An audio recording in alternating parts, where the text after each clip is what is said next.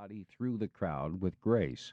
He was a good host, vivacious, quick with a joke, flashing that smile. The men in the bar enjoyed his company. When he finished his shift, he would walk back to the dumpy little apartment he shared with his wife, May, and their 1-year-old son, Albert Francis. The place wasn't much, but it was better than anything he'd ever had growing up. Capone was born and raised in Brooklyn, part of a big Italian family. He had come to Chicago to work for Johnny Torrio, once one of the legends on the Brooklyn gang scene and now a rising force in the Chicago underworld. Some accounts suggest that Torrio recruited Capone to join his organization because he spotted talent in the young man. Others suggest that Capone fled Brooklyn after a bar fight in which he nearly killed a man with his fists. Chicago suited Capone. The poet Carl Sandburg captured its essence.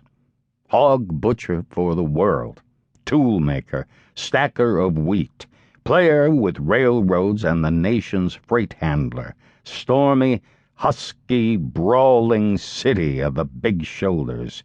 They tell me you are wicked, and I believe them, for I have seen your painted women under the gas lamps luring farm boys. And they tell me you are crooked, and I answer, yes, it is true, I have seen the gunman kill and go free to kill again. Chicago City hugged the lower edge of Lake Michigan, spreading in every direction it could. In 1850, the city had been home to only 30,000 hardy souls. By 1870, the population had shot up to 300,000. Without the watery boundaries of New York, people felt no need to jam themselves into cramped, unforgiving spaces.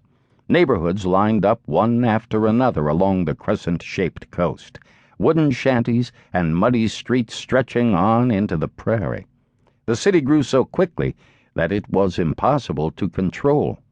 Immigrants came in search of work, building, forging steel, slaughtering cattle, loading boxcars. Criminals came, too.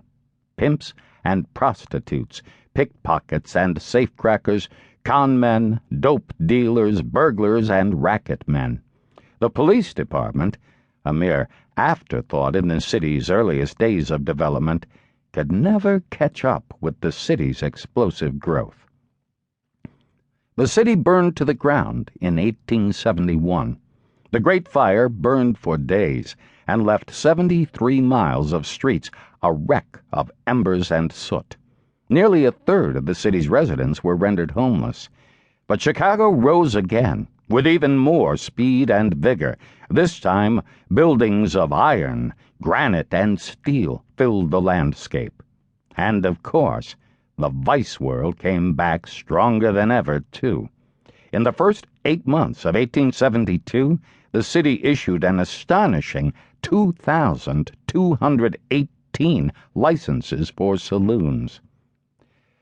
If anything, the fire proved a great boost to the economy, setting off a kind of gold rush.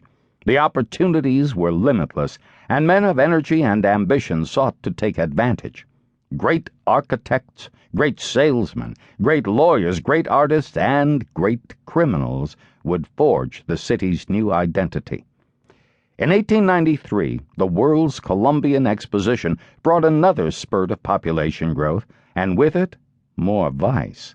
By 1910, a special commission reported that 5,000 full-time prostitutes and 10,000 part-timers worked the city, and that, combined, they were responsible for more than 27 million sex acts a year. Clean up Chicago? If anyone even mentioned it, they were either dreaming or joking. By the time of Al Capone's arrival in 1920, the population had climbed to 2.7 million, making it the second largest city in the nation after New York. And still, it felt uncrowded and untamed.